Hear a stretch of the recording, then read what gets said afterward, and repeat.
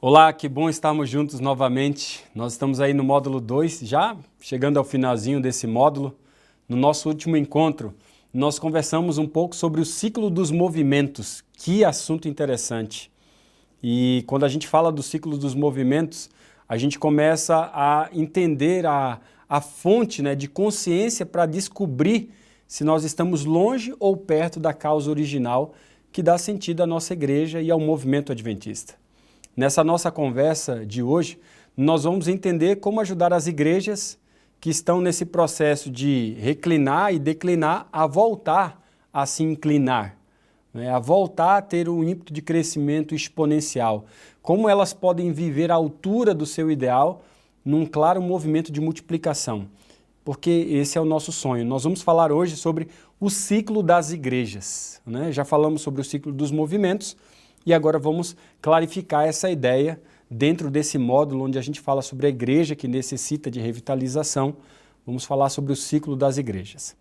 A questão é que a maior parte das congregações, elas possuem uma cultura de subtração. Você sabe disso, a gente já comentou isso algumas vezes aqui.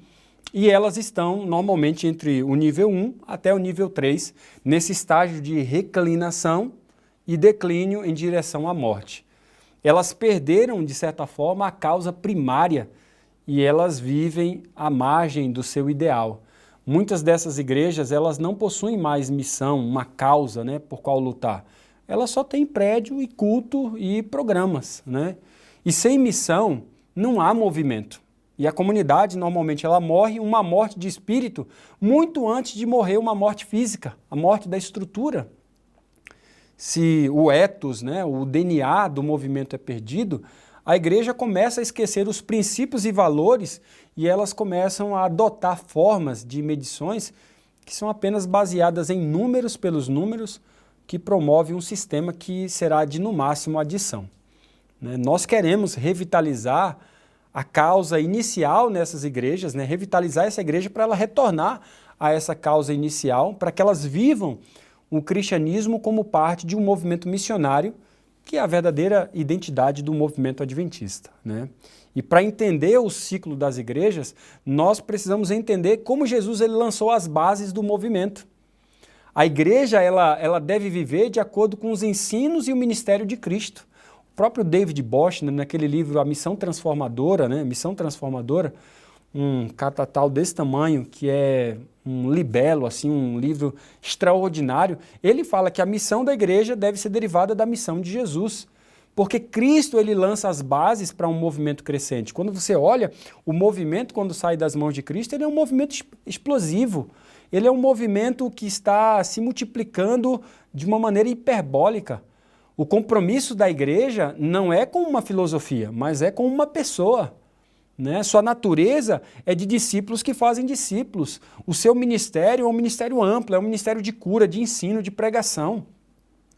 E a sua mensagem, causa, é de que através dele, Cristo, a boa nova do reino chegou. E a partir dele também, Cristo, todas as ordens das coisas elas são alteradas. Portanto, os seguidores de Jesus agora eles são chamados a serem seus imitadores. Eles são enviados como agentes do reinado de Cristo.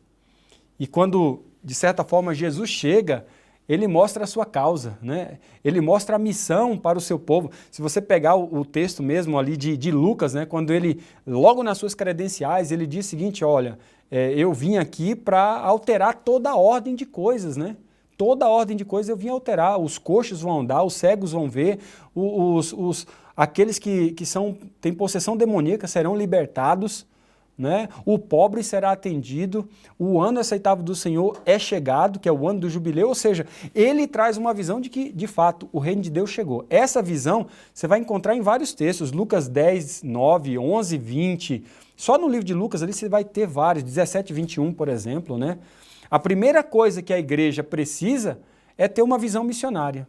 Na base do processo de inclinar como movimento, uma igreja que inclina, é a visão missionária. Se a igreja não participa da missão, ela não é igreja. Porque a igreja que não participa da missão de Deus, ela não entendeu a sua verdadeira vocação, ela se torna um clube.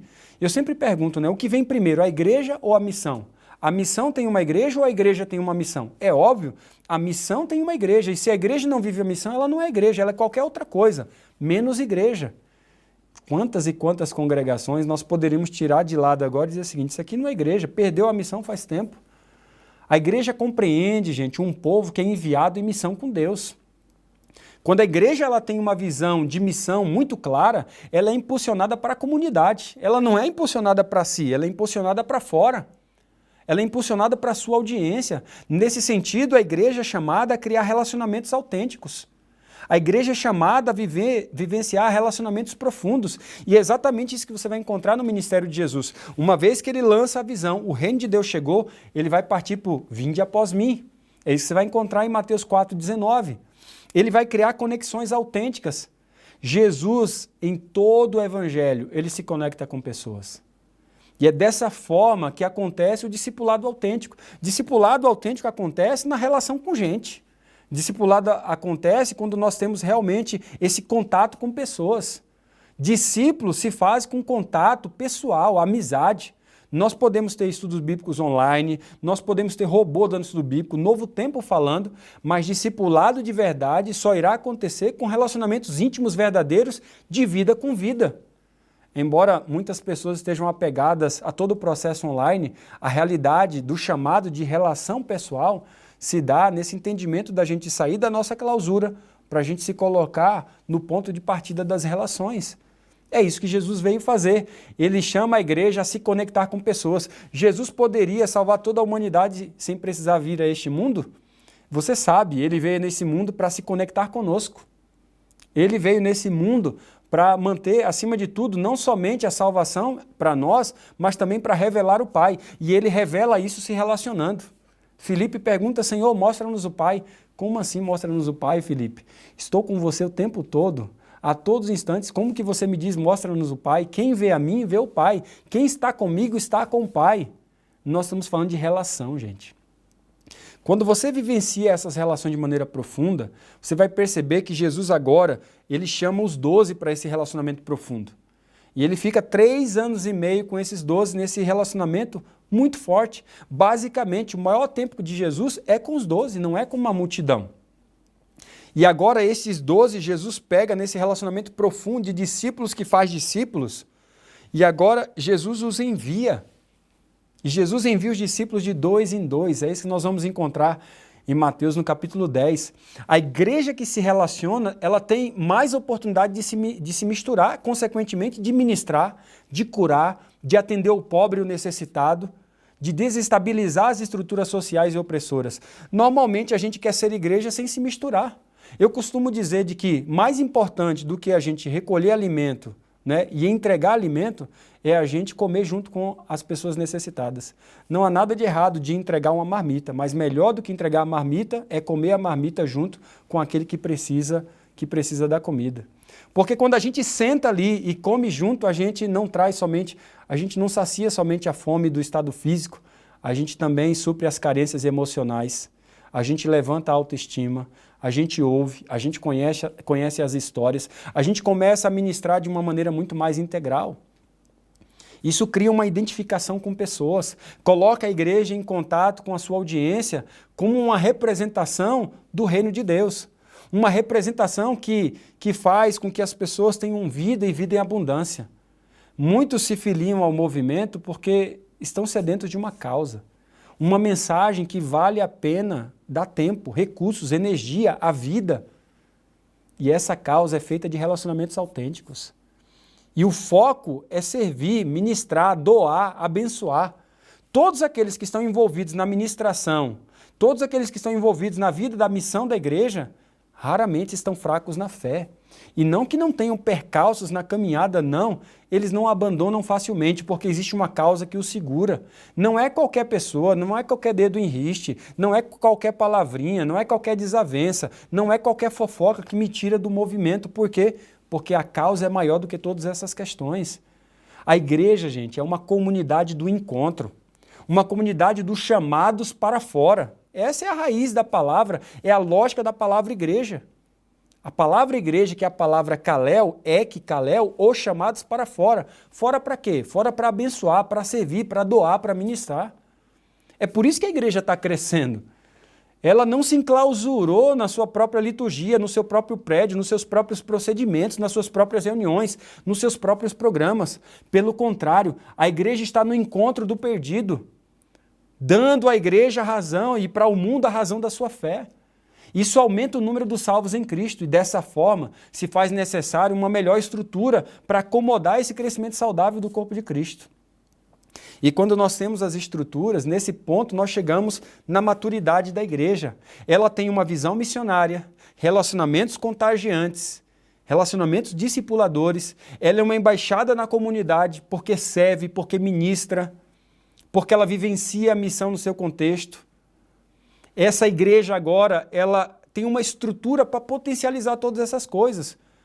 O que acontece com a maior parte das igrejas é que elas não têm a visão de missão. Como elas já não têm essa visão de missão, os relacionamentos acabam se tornando frios, os ministérios acabam sendo para dentro, e a única coisa que elas têm de fato são as suas estruturas, um bom prédio. Tudo que elas pescam, né? Tudo que elas fazem, né? É baseado na estrutura do prédio da igreja. A estrutura da igreja não é algo menos importante, mas ele só faz sentido, ou ela só faz sentido essa estrutura quando você tem as outras coisas. O que adianta, eu te pergunto, o que adianta ter um prédio bonito se você não tem uma visão missionária? Se você não tem relacionamentos genuínos, contagiantes, com conexões com pessoas de fora, onde você não consegue vivenciar um ambiente de amizade genuína, um ambiente seguro, um ambiente de confiança. Se você não está ministrando a comunidade, eu pergunto, o que dá sentido ao prédio da igreja? Só culto? Só liturgia? Quando nós pensamos em revitalização de igrejas, nós entendemos isso, que essas questões todas estão acontecendo porque você está num processo de declínio porque você perdeu esses outros elementos. Boa parte das igrejas estão focadas apenas nas suas estruturas e no que acontece lá dentro. E quando você alcança a maturidade, você percebe que você só chegou ali porque a causa, a base, o sentido, a visão primária, que é a missão, deu base para os relacionamentos, os ministérios e também as estruturas. O primeiro elemento que a igreja, que está em processo de declínio, perde na sua visão, né, dentro do seu contexto, é seu ímpeto missionário, a sua visão missionária. Veja, a igreja está inclinando porque ela tem uma visão clara, relacionamentos contagiantes e ministérios acontecendo. Então ela entra com estrutura. Quando ela entra com estrutura, ela chegou na maturidade. Se a estrutura está a serviço da missão e as outras coisas, ela cresce muito, ela se multiplica. Quando a estrutura não está a serviço das outras coisas, você tem missão fraca, relacionamentos que não são contagiantes e ministérios que não estão para fora, a estrutura fica para ela mesma. E sabe o que acontece aqui? O primeiro elemento que você começa a perceber é que a igreja está reclinando e entrando em processo de declínio. E nesse processo de reclinar para entrar em declínio, o primeiro elemento que a igreja, nesse processo de declínio, perde é a sua visão missionária. E quando ela perde a sua visão de missão, ela também deteriora todos os demais elementos. Então, a questão aqui é que essa igreja, ela está perdendo o seu ímpeto de movimento porque ela perdeu a base. Porque o primeiro elemento que ela perde é a missão. Então, quando a gente pergunta, a sua igreja é missionária, é porque isso define a cultura dela, o nível dela, define que tipo de estágio ela está, se ela está reclinando, inclinando, reclinando ou declinando. Quando ela perde a sua visão de missão, ela perde todas as demais questões. Ela está preocupada apenas com o que acontece dentro do prédio. Ela perdeu esse senso de missão, ela está muito mais preocupada com o que acontece dentro do que acontece fora, do que aquilo que Cristo está fazendo com as pessoas lá fora. Então ela perde essa visão de alcançar pessoas para Cristo. E nesse ponto de maturidade, a igreja tem que tomar uma decisão séria, muito séria. Ela, com a sua visão missionária, né, com seus relacionamentos contagiantes, com seus ministérios ativos, ela tem que tomar uma decisão. E quando ela tem tudo isso e as suas estruturas estão prontas para se multiplicarem, ela tem que tomar a decisão. Ou ela se multiplica, ou ela então sai desse ímpeto em direção à multiplicação e ela então reclina, estagna e depois ela entra em processo gradativo de declínio. Infelizmente, adivinha, né? Infelizmente, A maior parte das congregações, elas não se multiplicam, elas não plantam outras igrejas. Pelo contrário, né? Elas se voltam para si mesmas, né? Se preocupam mais com o que acontece no sábado do que aquilo que acontece além, né, do sábado, além dos outros dias da semana, né? Então, como elas não estão preocupadas com o que acontece além ou fora, elas focam o seu interesse apenas para dentro e elas entram num processo de manutenção. Com o tempo, o declínio é quase que inevitável. Esse ponto é muito importante para a gente entender, porque isso é muito interessante, pois o processo que você tem aqui agora, que é um processo natural de que a igreja, que chega na maturidade, o processo natural dela é de se multiplicar, de se engravidar em outra. Quando ela engravida, ela tem que liberar líderes, recursos, membros, porque isso dá a oportunidade para que haja vida na igreja, renovação, oxigenação na igreja de Cristo. Isso faz com que a igreja se transforme a cada momento, dando a possibilidade de maturidade diante de um mundo cada vez mais mutante. O que eu estou querendo dizer aqui é que quando as igrejas elas perdem a sua visão de missão, o segundo elemento que elas vão perdendo é os relacionamentos. Por quê? Porque no momento que ela estava madura e poderia se multiplicar, e ela poderia liberar os líderes, ela não fez. Então ela reteve os líderes, consequentemente ela não produz mais liderança. Consequentemente ela represa os recursos. Consequentemente, os membros não sentem a necessidade de fazer discípulos, porque a igreja já está cheia, a igreja já está com um bom programa. Então nós começamos a acomodar líderes ou membros consumidores. Isso é tão grave, porque a igreja perde aquele ponto de retorno ao ímpeto, né, do movimento, ou perde aquele ponto crucial para determinar a cultura dela. Então, as igrejas que não se multiplicam, normalmente elas não sentem a necessidade de formar novos líderes. Os membros não sabem responder a pergunta quem é o seu próximo discípulo, que dirá dizer qual será a nossa próxima igreja. Quando essas igrejas perdem, então, esse senso de missão, essa visão missionária, o segundo elemento que é perdido são os relacionamentos autênticos. Aí os relacionamentos sem missão se tornam relacionamentos frios, porque o que dá base aos relacionamentos é a vida em missão com os de fora.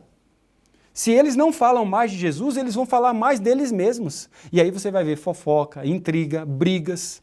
Brigas até por questões muito triviais, egos exacerbados, membros muito bola cheias ou bola murcha demais.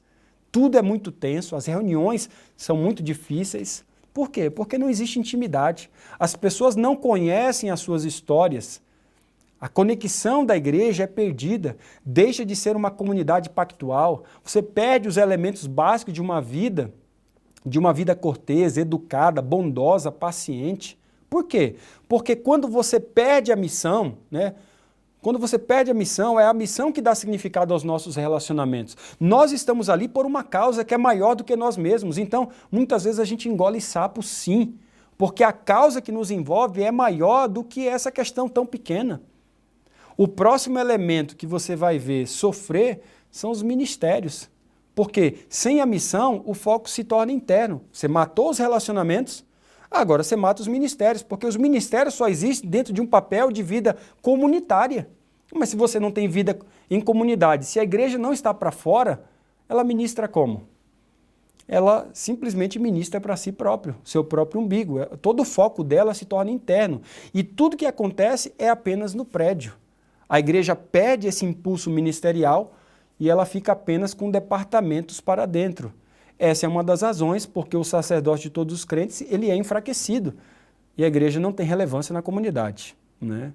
O que sobra aí são estruturas. Veja, por que muitas pessoas não querem assumir alguns departamentos? Porque eles não veem uma causa, perdeu o senso de missão. Não há uma missão maior que dê sentido a eles participarem de determinadas questões. E aqui vem o ímpeto do inconformado, se não tem, vamos começar a ter. Aqui vem a questão de nós levantarmos um movimento que tem um movimento de resgate de relacionamentos autênticos. Relacionamentos que projetem a igreja para fora para dar sentido àquilo que ela faz aqui dentro. Relacionamentos esses que são baseados na missão de Deus, que dá sentido à nossa comunidade pactual. Mas quando você perde esse senso de comunidade, você se torna irrelevante fora e irrelevante dentro. Porque dentro é muito fight, é muita briga. O que sobra, então, são as estruturas, né? Aí você vê, Sem missão, você acaba se tornando um fim em si mesmo, inclusive o prédio, né? Os prédios se tornam muito mais sacros do que funcionais. Se tornam apenas estruturas estéreis, porque não ajuda a potencializar um movimento de discípulos que fazem discípulos, mas apenas membros consumidores. Infelizmente, quando só resta a estrutura, o bem mais precioso da igreja é apenas o culto, a liturgia. Mas a pandemia, né, do Covid, de certa forma, levou a isso. O Covid matou a maioria das igrejas que só tinha estrutura e culto, que já estavam nesse processo de declínio e já praticamente morta, mas ninguém tinha aí a coragem de decretar um atestado de óbito, né? E agora o Covid veio e essas igrejas que ficaram completamente dependentes da TV, do online, por quê? Porque não tinha uma vida lá fora. As igrejas que possuem uma visão missionária, relacionamentos contagiantes, ministérios ativos na comunidade, a despeito do prédio do culto, continuam a ser igrejas. Mesmo com o Covid, elas continuaram em atuação, porque o que dá base para a igreja são os elementos que antecedem a estrutura. A estrutura simplesmente é aquilo que ajuda a potencializar a missão. Foi exatamente isso que Jesus fez, gente. Ele começa um movimento com uma visão muito clara, o reino de Deus chegou, essa é a visão. Depois ele disse, vinde após mim, relacionamentos discipuladores. Depois ele diz o seguinte, olha, eu vos envio de 2 em 2 para quê? Para ministrar, servir, curar, ensinar, expulsar demônio, pregar. Depois ele deixa as bases para um movimento mundial, como você vê ali em Atos capítulo 1, versículo 8, vocês receberão o poder para serem minhas testemunhas até os confins da terra. Você percebe? Você vê esse processo, o que faz a igreja inclinar? Na base, uma visão missionária muito forte. Depois, relacionamentos contagiantes com os de fora. Relacionamentos discipuladores. Depois, ministérios na comunidade. E, por fim, a estrutura. Você percebe que a maior parte das igrejas, quando elas pensam em plantio ou mesmo em revitalização, a primeira coisa que eles querem fazer é a estrutura e não a visão missionária. Não os relacionamentos, não os ministérios. Por quê? Por causa da cultura. A estrutura ainda é a parte mais importante para eles. A igreja aqui é chamada a se multiplicar até os confins da terra, de acordo com o movimento de Jesus. Isso significa que ela tem uma propulsão para engravidar, para se reproduzir. É por isso que no livro de Atos você tem uma progressão de aumento de discípulos para a multiplicação de igrejas. E é nesse ponto que os fundamentos, que existe a base para o amadurecimento da igreja, né? Você vê, é um movimento de visão muito clara, e aí discípulos que fazem discípulos, depois você tem, nesse processo de discípulos que fazem discípulos, relacionamentos profundos, depois líderes que geram líderes, para quê? Para ministrar, ministérios, e depois igrejas que plantam igrejas, estruturas, percebe? Um movimento de visão missionária, a visão primeiro, depois discípulos que fazem discípulos, relacionamentos profundos, depois líderes que geram líderes, ministérios, depois igrejas que plantam igrejas, estruturas. Você está nesse curso porque possivelmente a sua igreja já perdeu a visão missionária.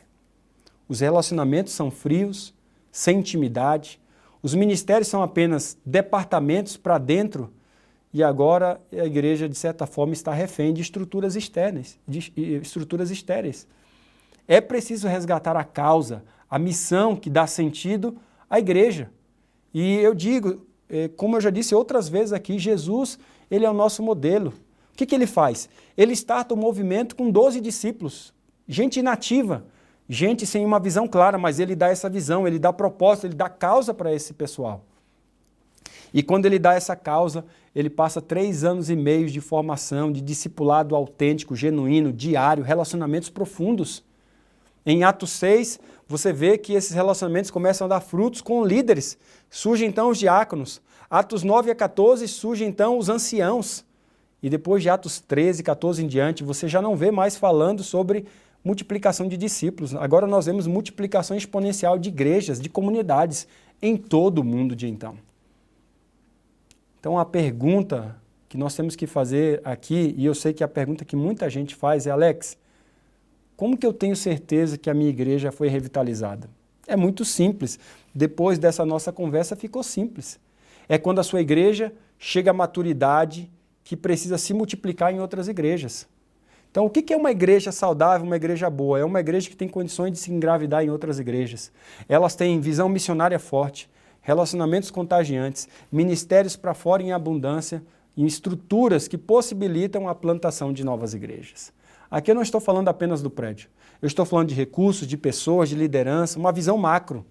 Quando a igreja tem essa intencionalidade, esse é o sinônimo daquilo que nós queremos que Deus comece a fazer na sua igreja.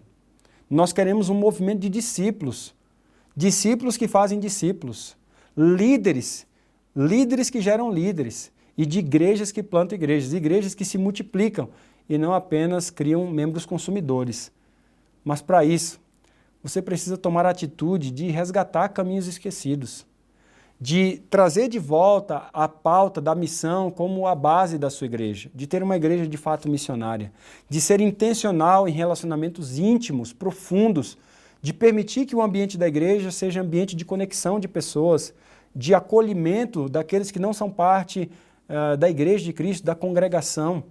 Nós estamos falando de uma percepção que é maior, que a maior parte dos membros estejam em ministérios orientados para fora e que a estrutura está a serviço da missão, que o prédio da nossa igreja, os recursos da nossa igreja, as reuniões da nossa igreja, as comissões da nossa igreja é para apoiar a missão. E aqui eu não estou falando de maneira redundante ou geral, eu estou falando de apoiar o plantio de novas igrejas, de apoiar o investimento em formação de novos líderes, de capacitar membros, de tornar as pessoas respondendo à pergunta: quem é o seu próximo discípulo?